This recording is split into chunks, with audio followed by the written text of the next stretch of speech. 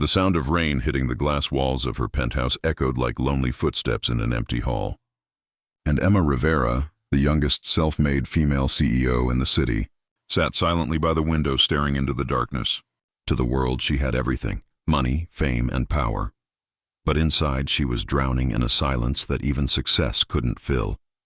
Her days were filled with meetings, numbers, and applause, yet every night ended the same way, with her whispering a single question into the emptiness: why does it still hurt? That night, after another long board meeting, she left her office later than usual. The streets were quiet, the city lights reflected in the puddles, and as her car slowed at a red light, she saw a little girl standing under a broken umbrella, soaked to the bone, clutching a small box of flowers. Something inside Emma made her tell the driver to stop. She rolled down the window and asked softly, "Hey, sweetheart, what are you doing here so late?" The girl, no older than 8, blinked up at her with wide eyes and said, "I'm selling flowers, ma'am. My mom's sick, and I need money for her medicine." There was a tremor in the girl's voice, but her eyes held something stronger than fear: hope. Emma hesitated, then stepped out, holding her umbrella over the child. "What's your name?" she asked. "Lila," the girl said, smiling faintly. Her smile was pure, untouched by the bitterness of the world, and yet there was pain hidden in it, the kind of pain Emma knew too well. She bought all the flowers and told her driver to take them home, but when she turned back, she saw Lila's small hand shivering in the cold. Without thinking, she said, "Come with me, I'll take you home." At first, Lila shook her head. "I can't. Mama said I should stay close in case she wakes up." Emma's chest tightened. "Then let me walk you there." They walked through narrow alleys until they reached a crumbling apartment building. Inside, the air smelled of dampness and poverty, and on a worn-out bed lay a frail woman who looked barely alive. Lila rushed to her side, whispering, "Mama, I brought food."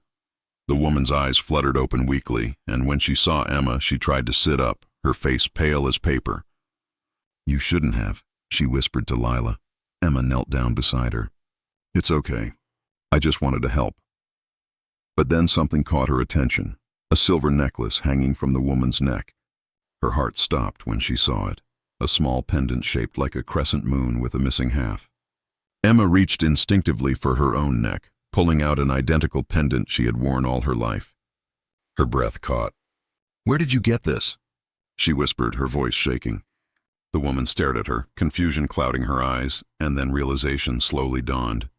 You're Emma?" In that single moment, years of buried memories rushed back. An orphanage, 2 little girls holding hands, promising to never let go. Emma's eyes filled with tears. "Lena?" she choked out. The woman nodded, tears spilling down her cheeks. They had been sisters once, separated by fate when Emma was adopted by a wealthy family and Lena left behind.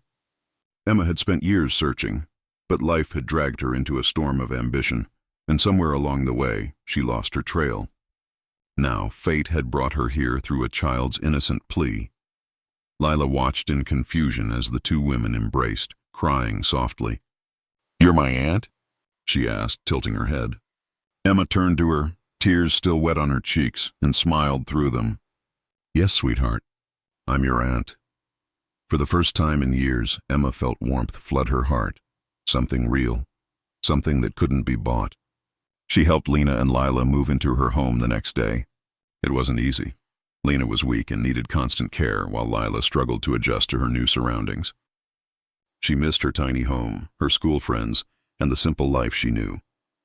Emma, used to command and control, had to learn how to love again, not through money or power, but through patience and time.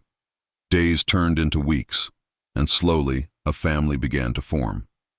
Lila would run into Emma's office during meetings, leaving her employees speechless as the mighty CEO turned into a laughing aunt, chasing a giggling child across the room. But just as life began to heal, tragedy struck. Lena's condition worsened, and one night, as rain once again fell over the city, Emma sat by her bedside, holding her sister's hand. "Promise me you'll take care of her," Lena whispered, her voice barely audible. "Promise you won't let her feel alone." Emma could barely speak through her tears. "I promise." And when the morning came, Lena was gone. Lila cried for days, refusing to eat, refusing to smile.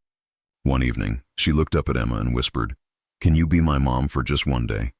"Just one?" Emma broke down.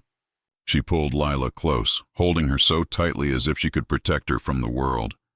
"I'll be your mom for every day," she whispered, "for every tomorrow that comes."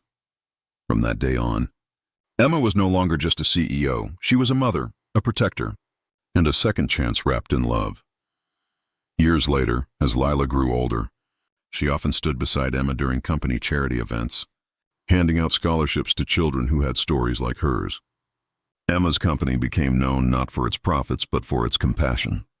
And whenever someone asked her what inspired her change, she would smile and look at the silver pendant resting over her heart, two halves of a crescent moon now joined together, and say, "A little girl once asked me to be her mom for a day. I never stopped." The story of Emma and Lila spread far beyond business circles, becoming a reminder that success means nothing without love. That family isn't just who we're born to, but who we choose to hold on to. And that sometimes, the smallest voices, the ones asking for just one day of kindness, can change the course of an entire life. And whenever Emma stood by the window watching the rain fall, she no longer felt the sting of loneliness. Instead, she saw hope, reflected in every drop, whispering softly, "You kept your promise."